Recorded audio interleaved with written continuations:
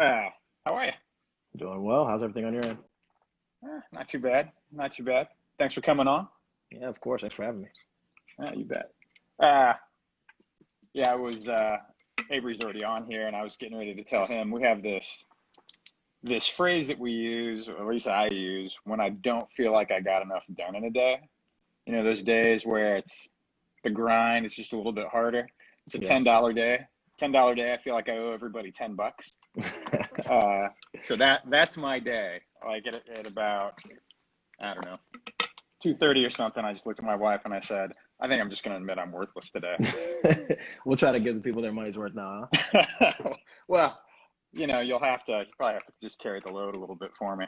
But we'll see. I don't know. It's Friday. We'll see.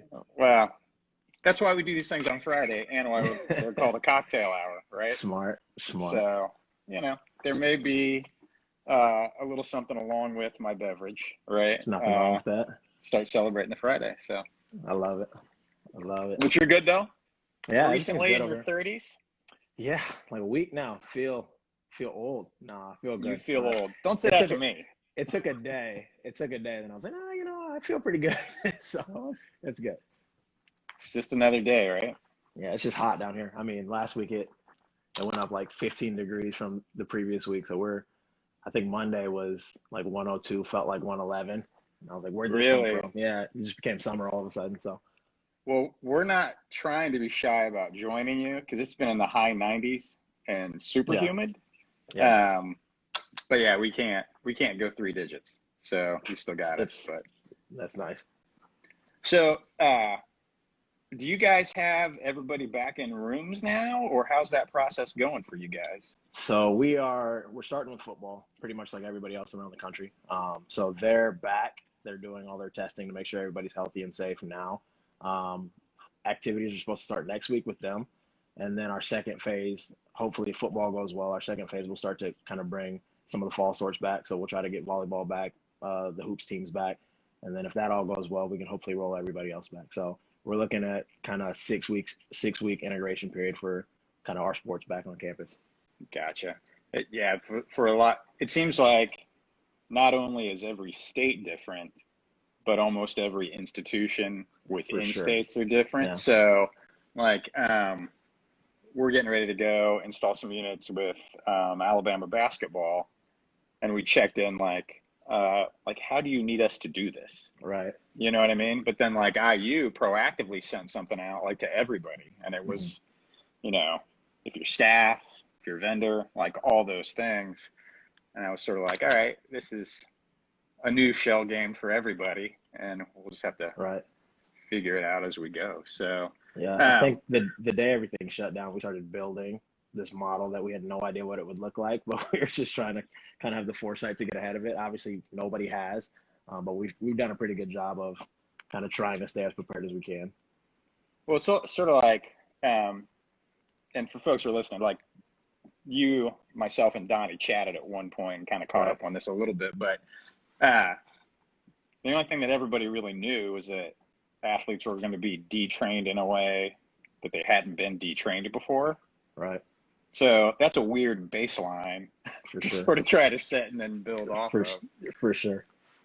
So are you going to be handling the same teams this coming year, or? Yeah, I'll be on the same teams. I'll oversee track and field, men's swimming, and women's golf. That's kind of the same group I've been rolling with the past 3 years.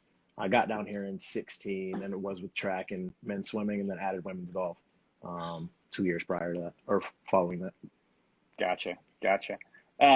And so I did stalk your IG just so I can make sure to like ask you decent questions, right? I like it. There's prep work. Yeah, well, I already knew this though, but like you ran track at Iowa State, right? But what I don't know is like what events did you run? I was short sprints, 1s and 2s, and then 400s when they made me. When they made you? When they made me. Gotcha. When they made me. So why was it that way? What didn't you like about the 400? Anybody who's got a track background can kind of understand that feeling. I really loved the 1 and the 2, and that 4, I just didn't love the pain. And to run that race, you got to love it. Yeah, you really I hear you there. When So like for a while so first of all, I'm ancient, so I'm not sure that this is even that relevant of a story, but uh, same thing for me in terms of like we had to choose at one point track or baseball, and I went Yeah. baseball, but as long as I could stay with track, uh, I tried the 400 at one point, and it was the deal where pacing, bit of a problem. Yeah. So, I was way out front by about 2. And then I just crashed hard, like in the last 100. And I might as well have just been, going backwards, like just backpedaling the whole time. I'll yeah, never it's forget definitely. the first day of track practice ever. I started running AAU in 4th grade. Came out to practice. I think the coaches were like a deacon at my church or something, saw me running around at Vacation Bible School, and he's like, "Hey, come out for the track." And I was like, "All right, cool, sounds good." First day, they had like 400s. I have no idea what this means. I've never seen a track, never stepped on a track. I just knew, I'm the fast kid in school. Like, all right, we're gonna run this first one. Just don't run at full speed. Telling a 4th grader, don't run full speed. I'm like, okay, cool, yeah. And in my mind, I'm that guy. I'm that 4th grader with all the juice, all the sauce, right? Sure. They say, all right, go. And I run as hard as I can, and I'm just gone. And I get to 200. I just stop, put my hands on my hips. I'm like, it's not what I signed up for. But it might have been a hell of a 200 Vivid. time. I was cruising. Had all the sauce through 200. That's probably where my hate for the 400 started, right there. The baseline had been set. Oh, for sure. So as you guys are bringing athletes back, I meant to ask this a second ago, are you doing like masks in rooms? Are you spreading people out? Is there like a lot of little nuances to what you're doing as well? Yeah. So right now, this is obviously fluid because we might not be back in a room like until July, August. So for us right now, we're kind of planning on a 12 feet apart distancing. Everybody will train in their own station. And then we'll have masks, but we're not sure what we're going to do with them training with masks yet. We're trying to get some outdoor spaces where hopefully we can spread out a little bit more to kind of mitigate some of the breathing and the respiratory aspect. Sure. We will, as coaches, have to wear masks for sure. But I mean, we've had medical staff, ATs, our doctors have been trying to work out in masks and trying to figure out if it's even possible. Right now, it's not looking like it is, but we'll see. But that's why we kind of up the distance on how far the athletes need to be from each other. So we're doing 12 feet, which is a little different than everybody else. So our room is pretty big, and I know we're not going to do more than 10 athletes at a time right now. So that obviously might change as rules start to relax, but that's kind of what we're looking at right now. But we're planning on everything being stationary, everybody staying in their spot, kind of bringing all your stuff to the station prior to cleaning, washing hands, all that stuff before. There's a lot of nuances. It's going to be weird for us because we're like, yeah, we got to socially distance, but let me spot you real quick. So we need to figure out kind of the nuances of what those things will look like. But we have a pretty good plan in place, but everything's fluid. Like everything changes every week, so we're kind of just trying to stay with it as we go. Well, it's definitely abnormal is probably too light of a word, but right. Like just how you interact with athletes in the room, right? If particularly like for coaches that bring a lot of energy, like I just generically tend to be there's going to be some high fives thrown around, right? Yeah. Pats on the back, like take your pick of just those nonverbal communication pieces. For sure. But now everyone's going to have to sort of check themselves. Yeah. And like I can't even necessarily get out of the house with a mask on every time. I saw this thing like I feel like Batman or Spider-Man, I think was the thing, right? You need to always have the mask, right? Right. So I'll take off to go do something and like shoot, right back in to grab it because I forgot it. So right. Yeah, it's gonna be. I'm one of the coaches. There's a bunch of coach types. I think archetypes. Like there's the coach who stands in the corner with his arms crossed. There's the guy who's kind of up on you, yelling at you the whole time. I'm a walker, so I just cruise the room back and forth through all my sessions. So that's going to be a little difficult for me to get used to. But I used to call that the shark. Walker. I think you and I are wired the same way. Yeah, the shark for that's sure. I like that. Yeah, I'm around. I'm available. I'm watching. Right. But I'm definitely not going to stop moving. No question about that. So like sort of speaking of archetypes, like obviously college athlete, you know, not tons of gray hair like me, right? So I got a couple right here if you look real close. I'll dial it in later. But so, do you feel that athlete in you still being a big part of like how you work with athletes, how you're thinking about things? Like, I felt like there was a period of time where like I thought I was going to go down a coaching path, right? And I could always feel like half the time I was thinking like an athlete, and I'd have to pull back and say, that's not your role now. You know what I mean? Do you find any of that like is happening for you, or how's that transition been? I'd say it's this is what my 7th year in college and my 9th year just in the field. I definitely still feel that like the athlete side of me. And to be honest, like I would never have become a strength coach if it had not been for my strength coaches. So I want to make sure that if I can give that to somebody else, I want to keep that. I don't want to lose that part of myself. There's definitely, you pull back because you realize as a coach, like, hey, it doesn't matter what we do. It's not about us. It's about the athletes, right? So I want them to get the best experience they can. For different groups, it'll need different things from me. Some athletes want to compete, so the athletic side for me will have to come out. So like some of my sprinters and jumpers, hey, Clint, I bet I can pull this power clean faster than you on the EliteForm. Oh, okay, cool. Give me a second real quick. Let me do some A skips. Let me pull you and show you that. Right. I'm not that old yet. I still got a little juice. I'm not going in cold, but right, for sure. For like maybe my golf team, who just really started embracing the weight room 2 years ago, they don't need to see that from me, right? So for me, I'm just gonna love them up, and I'm gonna coach them up, and I don't need to show them how good of an athlete I am or used to be or anything like that. So I think it kind of comes out a little different for every team. Sure. I get that. I get that. Oh, that makes tons of sense. So, like I pinged you about this, like before we got on, just to make sure it was cool to talk about. But so, are you also envisioning having to have conversations with athletes in terms of like what's going on with the rest of our apocalypse here in 2020, right? Like with George Floyd, Black Lives Matter, et cetera? Like, do you as a staff talk about how you want to address those things, or how do you guys deal with that? I think something that's really cool that I've seen here, and this is the 3rd university I've worked at, and I don't know if this would have happened everywhere else. I'm for sure it wouldn't have happened everywhere else. Like I've had conversations over the past 2 weeks with essentially every staff that I work with, sport team, just staff, actual athletes as well, and then actually just department wide. So I think it's really cool the culture we have here where we are, if we don't know, we're trying to listen and trying to learn from others and learn from different experiences. I had a talk yesterday with one of our programs, and we had speakers who were in the community, speakers who are in the department, in the academic department that our athletes may never talk to, and come on and just share their experiences. So for us, it's been really cool because we've been able to have like really open dialogue. And I've been asked a ton of questions by my athletes. And on the Olympic side, we don't have a ton of Black representation.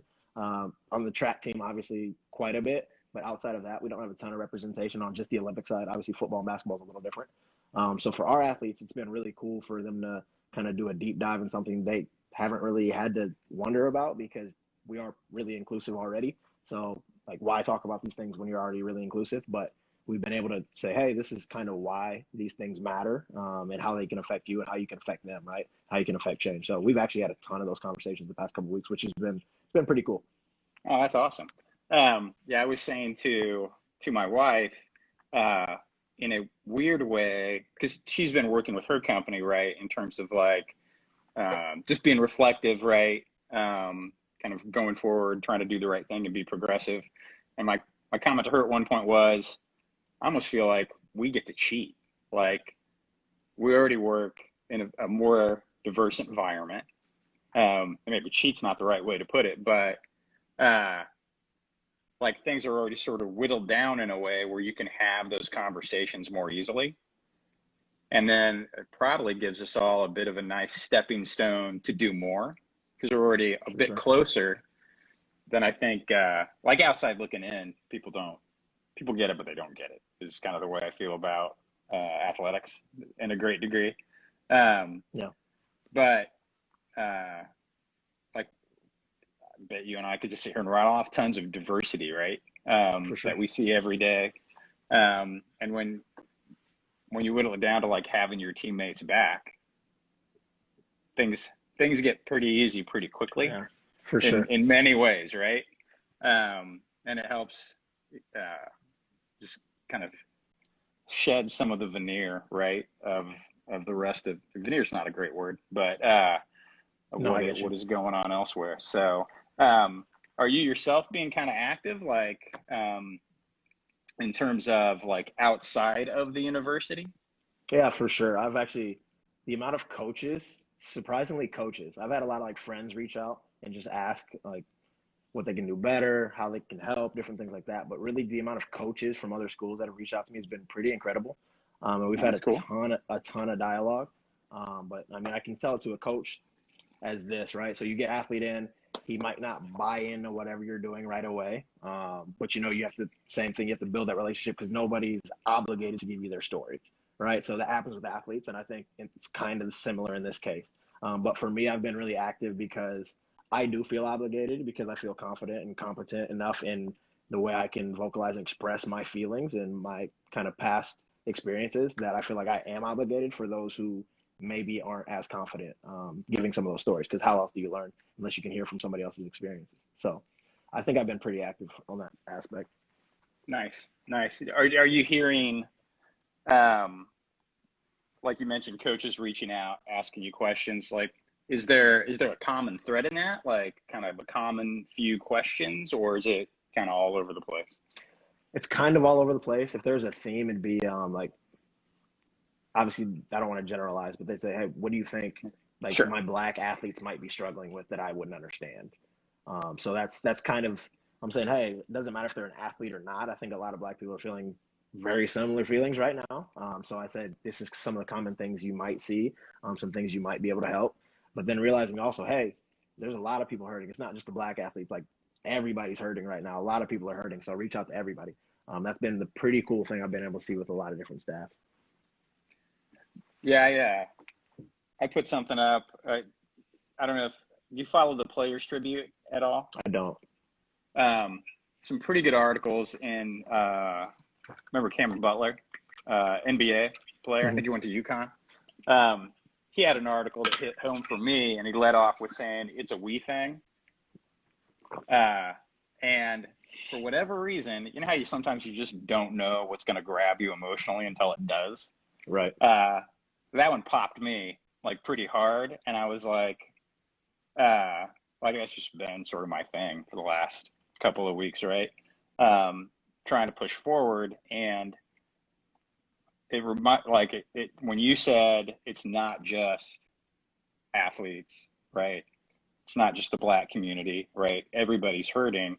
Like we all sort of have this. There's this. I think there's concentric circles, right? There's the folks we know, and then there's the folks that they know. And if we can have those conversations like you're talking about and expand those experiences, we start expanding those concentric circles, and everybody starts to sort of get linked a little bit better, for lack of a better term. Right. And so it really just comes down, I think, to just starting to get comfortable having those uncomfortable conversations. That was another point. I think I said Cameron, but it's Quran, right? That he made in terms of just go for it. Yeah. You know what I mean? Just start talking. But and starting your circles where you are a little bit more comfortable, right? Because that's where you can really make change. So right. Oh, for sure. But and that does kind of circle back on where I feel like EliteForm's already lucky. Like we were already going to have a podcast, right? Mm-hmm. And before COVID, like we were hoping to be you, me, and Donnie, right? Yeah. And we could all just in person, like have the same kind of quality conversation. IG Live just doesn't lend itself to 3 people, right? So sure.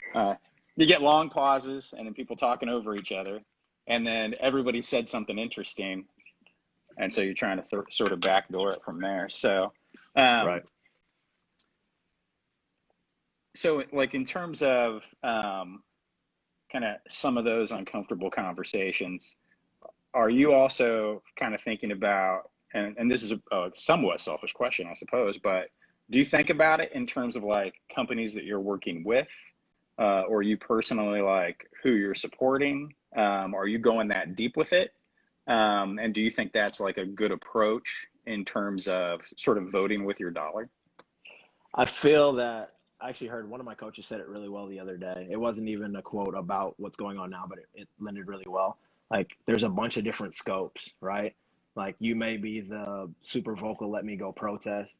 You may be the, hey, I'm going to sign every petition I can find. You may be the person who just wants to donate some money and wants to keep their face out of it. Like, you may be the person who just wants to have one conversation once a week when you hear something pop up, right? I think whatever lane you want to be in, that's fine. Like, you don't need to be in all of them. Like, you don't need to be a jack of all trades, but we need all of those lanes to make any kind of change happen, right? So I think whatever your lane is, like, jump in it, enjoy it, and run with it, because that's how we all make change. Jump in it and keep the momentum going. Like, for sure. Just kind of whatever. It's almost like make yourself uncomfortable, but don't go so far that you're going to stop. For sure. That's the thing. Is like, to your point, right? I heard somebody say it the other day, like, it can't be a moment. It has to be a movement. Like, the movement's got to continue. It can't just be a moment right now. So that's definitely what we're trying to do. Oh, for sure. I was talking to a friend of mine, pro cyclist Eric Marcotte, yesterday, and we ended up in this long conversation, and it started with nutrition. And we were talking about how, I think he brought up like a Snickers bar, right? Mm-hmm. And so you can hit that Snickers bar and you get this really, like, you get the sugar, right? And so you get this, you can call it juice, but it doesn't really do much for you, right? Right. Yeah. Right. And it doesn't sustain. You know what I mean? And there's that way of eating, and people then are constantly trying to get more, right? Yeah. Or you can do it the right way, make it sustainable, and suddenly you realize you've got this sustained juice. Yeah. Right. And so suddenly we found ourselves sort of morphing this nutrition conversation into the protests are juice. Mm-hmm. They're heavy emotionally. They're sort of this heavy hitting thing. And it's sort of very loosely, right, the Snickers bar, right? Yeah. And we've then got to get to that daily movement pushing forward. That it's probably the world's worst analogy, but no, I get exactly good nutrition. Saying, yeah, for sure. So I've heard a couple people say, like, it's Groundhog's Day right now. Like, we've had protests before. Like, we've seen this before, right? Yeah. And we're not saying we're not in a better place than we were back then, but we're still a long way from where we need to go. So are we going to have protests, and then next week when we get back to athletics, everything's just back to normal? Or are we going to make sure that, hey, this kind of momentum, we just kind of ride this wave and keep it going and keep working for progress? No, absolutely. Did you, I don't know if you ever watch John Oliver, but not really. He did a segment, and it was mainly about, it kind of started in terms of like the history of systemic racism. But actually one of the points that he brought up was, and I'm struggling to remember the name of the gentleman that said it, but basically it was like he had this 10-year timeline of events that had happened. People had protest, you know, like one was the burning of Black Wall Street, right? There was all these various things. And then all of the reactions and suggestions about how people should go forward were always the same. Right. You know what I mean? And it's a Band-Aid. Yeah, and it just showed we never really got to the work in my mind, right? And so, like, it just needs to be different now. Like, let's get to the actual work. It's interesting. So my parents are from Alabama. So my dad lived 45 minutes from the Selma marches, and I called them last week and I was like, hey, how different? He was young, obviously, then, but I was like, how different is this compared to that? He's like, it's really good. It's got a lot of momentum. It's really big. It's not as big as that was. And I'm like, this is the biggest thing I've seen when it comes to civil rights activism in my lifetime. And he's 65 years old, right? And it's not the biggest thing he's ever seen. The biggest thing he saw was when he was 3 or 4 years old. I'm like, we're 60 years past that, and this is big, but it's not as big as that, and we're still 60 years removed from that, and we're not where we want to be. So I'm like, we have a long way to go, for sure. Right. Oh, for sure. Well, and then that's an interesting timeline to think about, because like we can, just because of social media, right? We can see things going on worldwide that, he wouldn't have been able to see it then. And then the world really wouldn't have had access to it either. Like it goes both ways, right? Yeah. So like in some ways I saw something that said, in terms of a civil rights movement, like this is the biggest one the world has ever seen.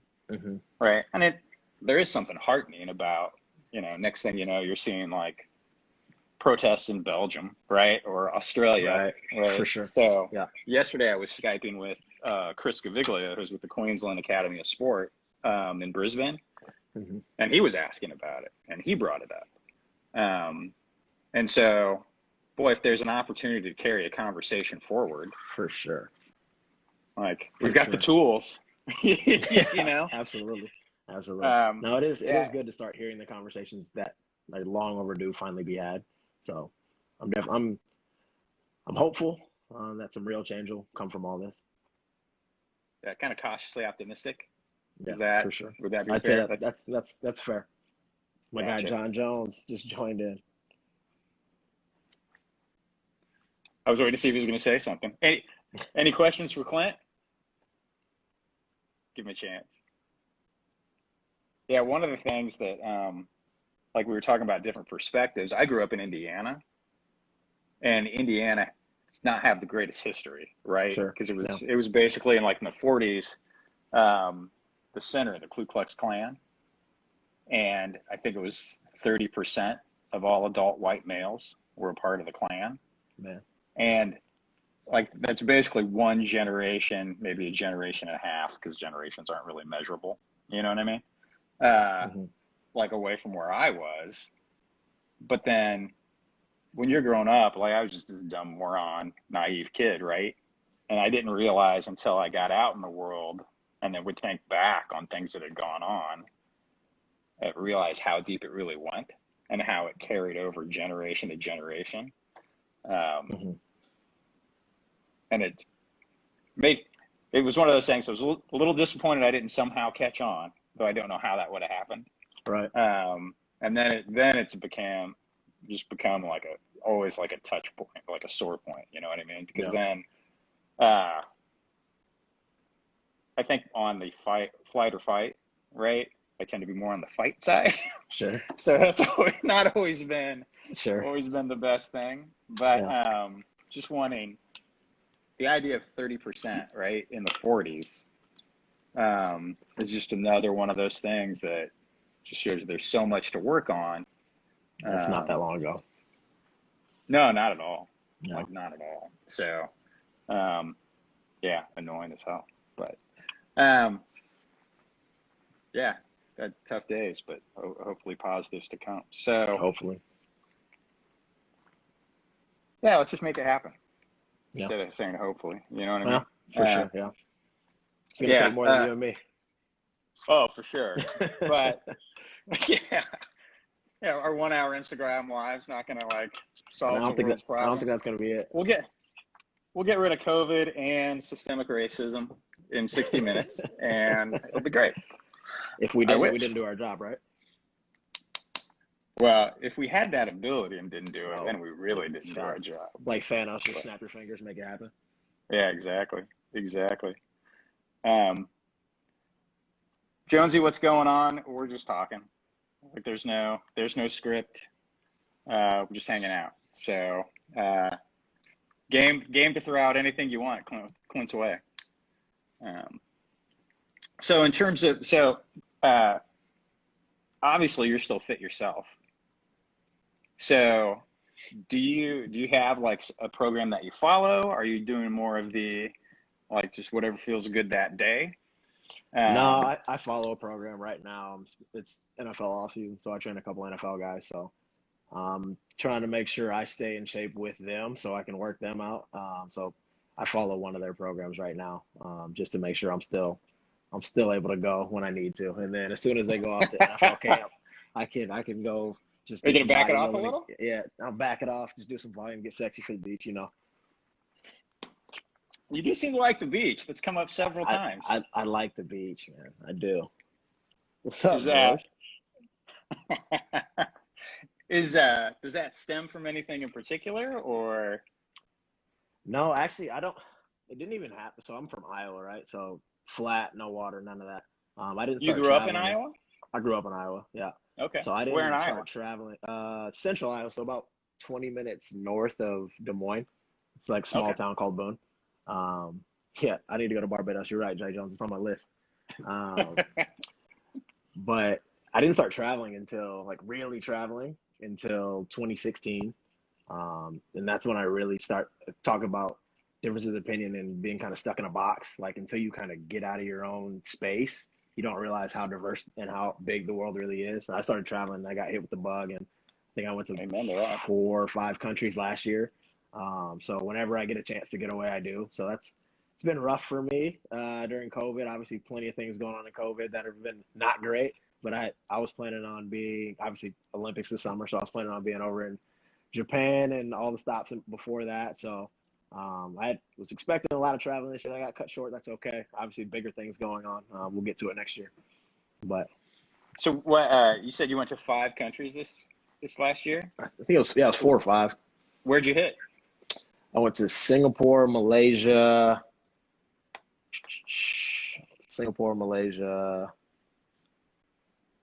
Where else did I go? I went to Dominican. I went to the Bahamas. So 4. Some island nations in there. Yeah, With some a couple of them. nice beachfront. A couple of them. So obviously Barbados has been mentioned. Any place Yeah. else you're? What else is on your short list? Barbados is on my short list for sure. I want to do Bali at some point. I really want to do like Switzerland, Norway, kind of that area over there, like Lausanne or something like that. So maybe I can get over there for a Diamond League next year or something like that. But those are probably my 3 big ones that I want to get to. So have you always tied your traveling to like events you've been going to so far? For the most part, Dominican was just completely random. I just planned a trip one day with my girlfriend and we decided to go. Bahamas was last year with the golf team. Singapore was, I do some consulting overseas, work with some athletes over there. So I try to make it work if I can make it work for work, that's great. If not, then Sure. I'll just go. Then domestically, like I love Lake Tahoe. I'd go to Lake Tahoe every day if I could. Oh, nice. I used to Nice. work I in used to live Nevada, so I was 45 minutes Oh, away. that's right. I remember Yeah. reading that. Yeah. I used to live in California, and then we would hit like Tahoe on the weekends, that kind of thing. Yeah. So It's amazing. Kirkwood was always the place that we would go because it was just off of the beaten path enough Sure. that it had all the terrain and everything that you wanted without quite as many crowds. Yeah. It was pretty sweet, but you didn't actually see the lake. That was the only downside. Go to Incline. If you want to see the lake, go to Incline. That's the way to go. I've heard that. It's a good. It's not it's crowded. A good shot. It's not crowded over there. It's good. Nice. And then the first time I was out there, my wife and I actually went to Reno on our honeymoon, and then we went to like Mount Rose and hit that resort. Oh yeah. So that's right where I lived, right over there. Oh, gotcha. The biggest little city in the world. Oh, that's right. Yeah, that's right. So you want to hit some of the Scandinavian countries, though, huh? Yeah, I figure, and I guess Iceland's in there too. Definitely don't want to do Iceland. They're pretty. That's just it's another island nation, right? I need to. Maybe not quite as warm as Yeah, I'll definitely choose my time of year for that one. Yeah, choose your seat. Well, if it's 110 there, not that you can get away right now, but that's fair. Maybe that's the time to take a week in Iceland. So look up the Lofoten Islands. Lofoten. So it's an archipelago in Norway. And it's one of those things you'll probably recognize some of the locations. Mm-hmm. But that's sort of my spot that I would like to get to, but there's zero reason EliteForm would ever take me there. Got you. Like, you know what I mean? So kind of like you were saying, been a lot of cool places, and a lot of it has been, I've been lucky enough, right, that the job allows that to happen. So have you been to Australia? I have not yet. I was actually planning on going after the Olympics this year, so definitely got to get you down there. Got to get you down there. Plus, New Zealand seems to have gotten rid of COVID-19, so safest place in the world. They're sort of they're teed up, right? And another tiny island nation. So maybe I shouldn't say tiny. Probably don't like I heard that. they got good beaches. I've seen some amazing stuff, but I've never made the trip. I've only been to Australia. So, but yeah, if you like the beach, we've got to get you to Australia. Yeah. That sounds like a good plan too. Is there any fear of sharks? Like, are you a get in the water guy, or are you staying? I'll get in the water, but if I see a shark, you'll see my track athlete come back. I'll be gone. Like, if I see a shark, it's ass and elbows. That's it.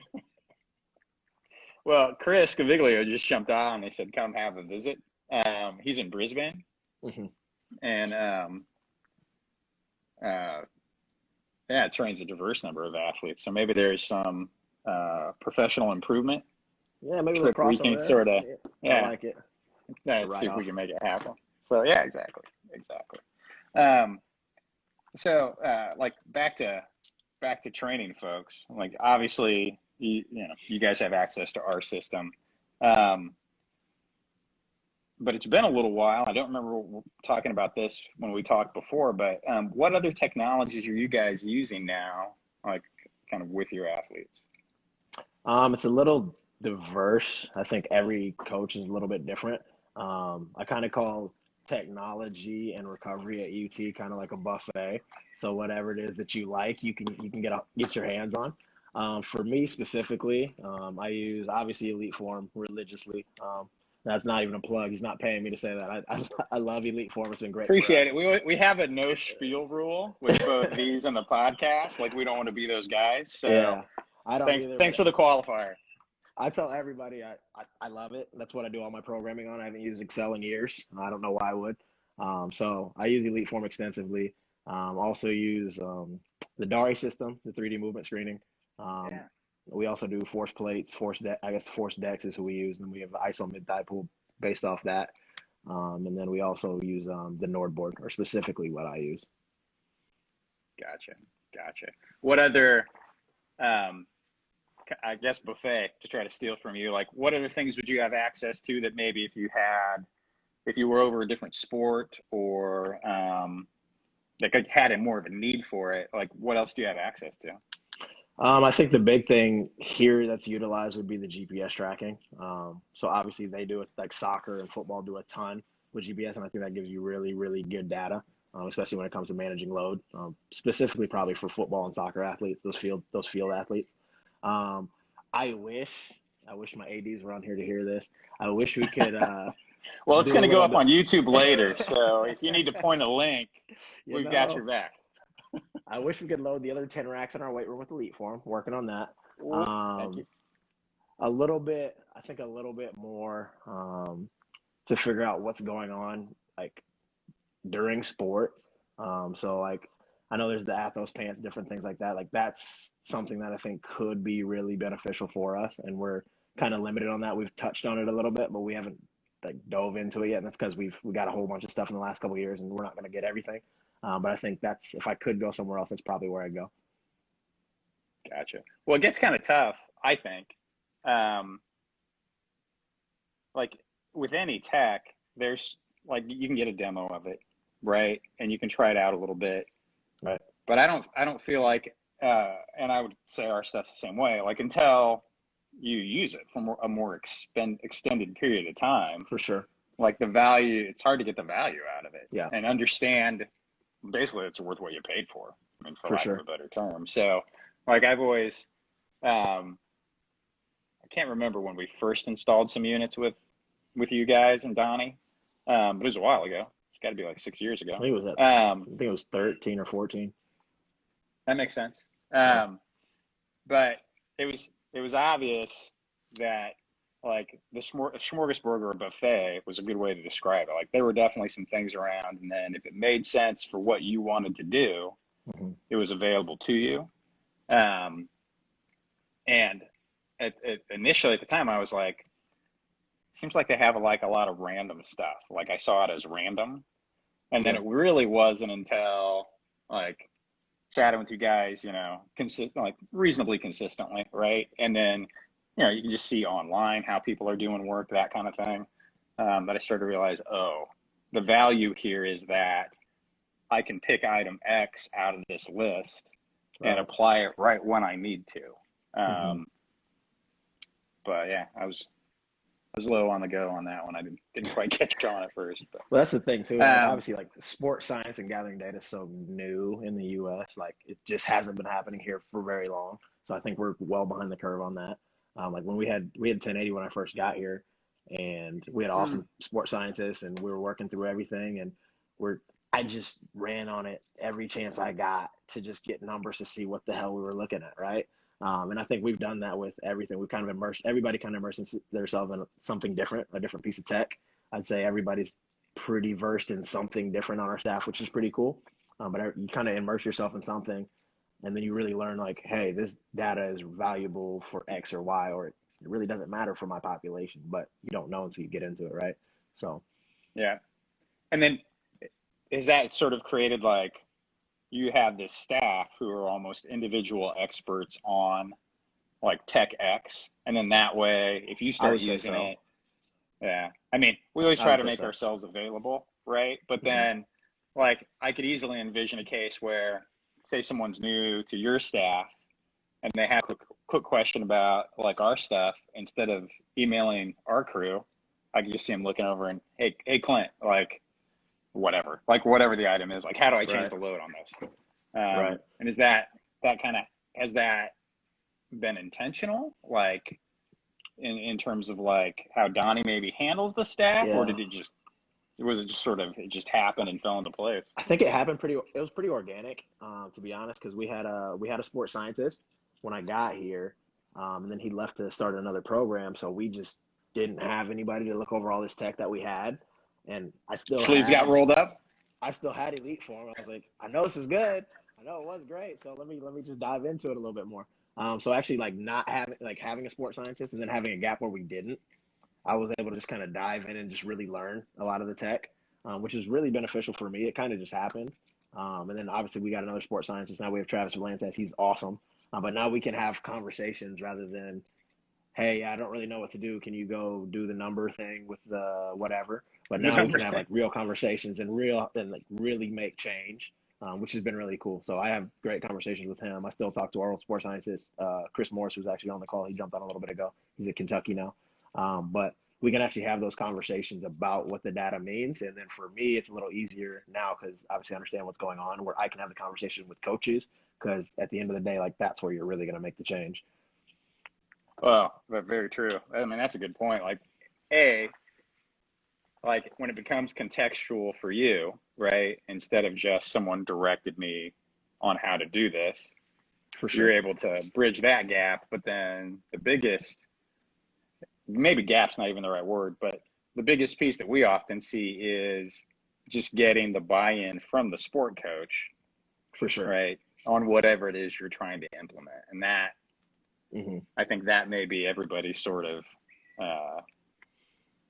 I don't know if end goal is the right way to put it, but there's a hill to climb, right? With that, for sure. That's what we strive for. Getting that belief. Yeah. It's great when it works out too. Like when you have a plan and everything should go well and everything based on the numbers, this is what should happen. And then when it does, it just validates you and you're like, oh, this is great. And if it goes wrong, you're just like, we gotta fight this battle another year.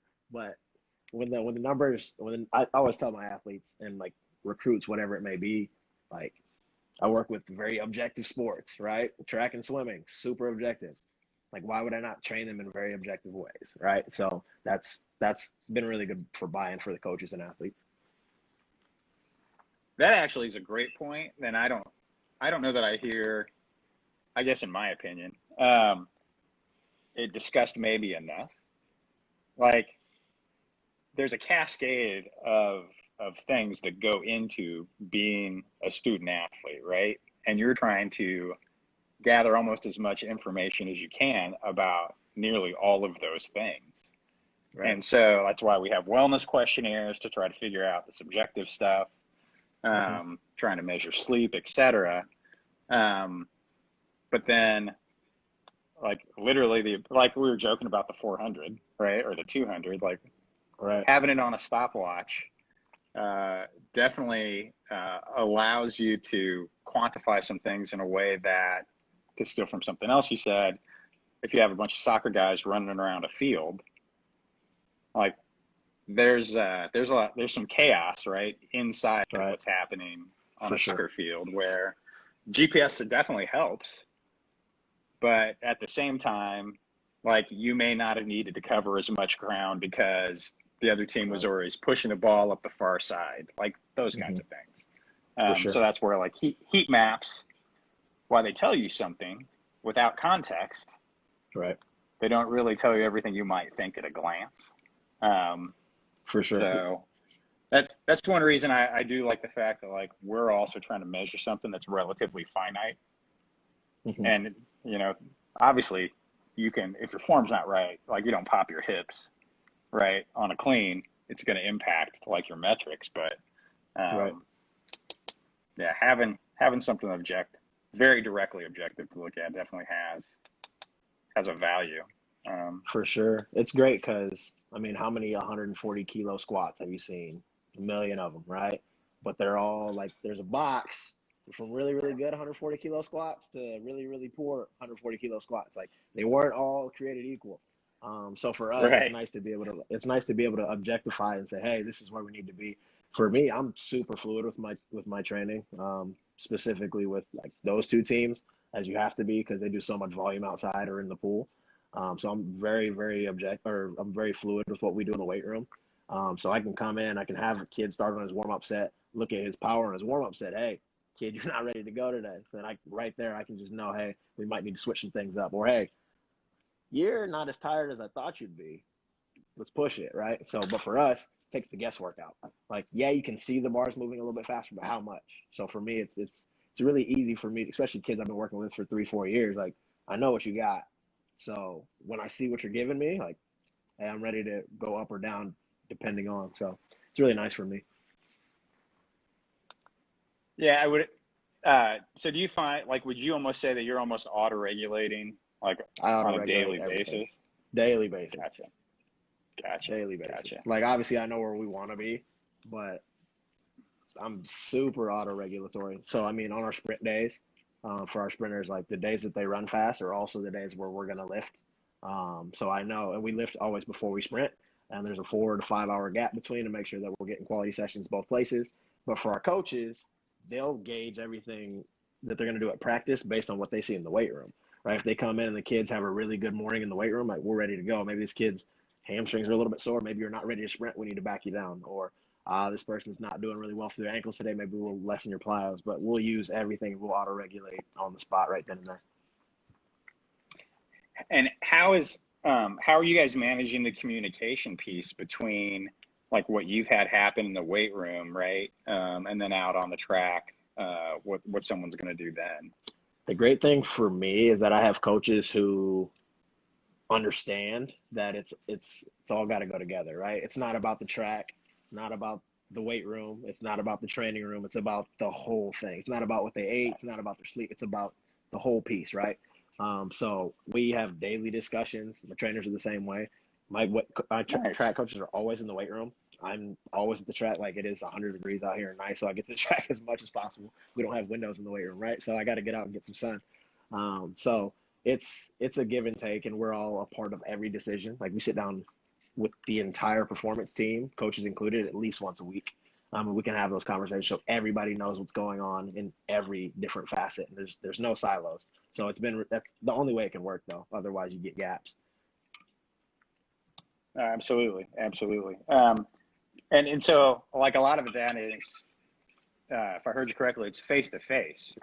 You're not like for sure kicking somebody to report via nice. So you'll just, if there's some contextual element you feel like you need to add, you're just able to just chat it out. For sure. We just chat it out. Like the amount of times I pick up my phone and say, hey coach, this is what I'm seeing. And he's out at the track or whatever else. Doesn't matter who it is. Any of our event coaches or distance coach, even like, hey, what'd you see? What they do today? Long run, blah, blah, blah. And they all send me their workouts on Sunday. So I'll do all my programming the week of based on what they send me on Sundays. I just do weekly training. I build all my stuff on Sundays. But we'll just pick up the phone and we'll have a conversation and we'll modify based on that. Nice. Very nice. So is there any, so what do you think is next for sort of our little space in the world here? Like, where do you Mm. think, like, so when I'm really old and gray, right, and we do this again in like 10 years, um, and you've been to Barbados and the Lofoten Islands, right? No question. Uh, Yeah, no doubt. like where do you think athletic performance and S&C will be? What do you think we'll be doing? It's interesting because I feel like it's always a cycle. Like things that are old just get reinvented in a different way. Because obviously you can look back at what we used to do, and it used to all be about tempos, and then everybody tried to figure out, oh, what can we do with this technology piece? And then, oh, triphasic. You guys have never heard of triphasic before. I'm like, people have been doing tempos forever, but it just gets reinvented in something different. And we figured out like how we can do things that we've done, how we can do them better, right? Because I think Cal's system's great. He just took what had been done and made a system out of it. And it's a good system, but it's just a different way of doing things that we've already done, right? So I don't think anybody's inventing anything new. At least I haven't seen it. And if you have, you better let me know. Tell me on the DL. I haven't seen anything new yet that's like blown my mind. I think there's a bunch of great tools. I think technology might be a piece that um, really keeps flourishing because there's so much that we don't understand. And I think the psychosocial piece, like really understanding how the brain can affect what's going on in the body, and can have effect with training and everything else. And talk about endocrine system and what's really going on in the blood and different things like that. Like there's so much going on that we don't really understand, or we don't really have the time to take to train. So right now, I think we're doing a good global level. When we dive a little deeper into the cellular level, I think there's going to be a lot more that we can do, but we still got a ways for that.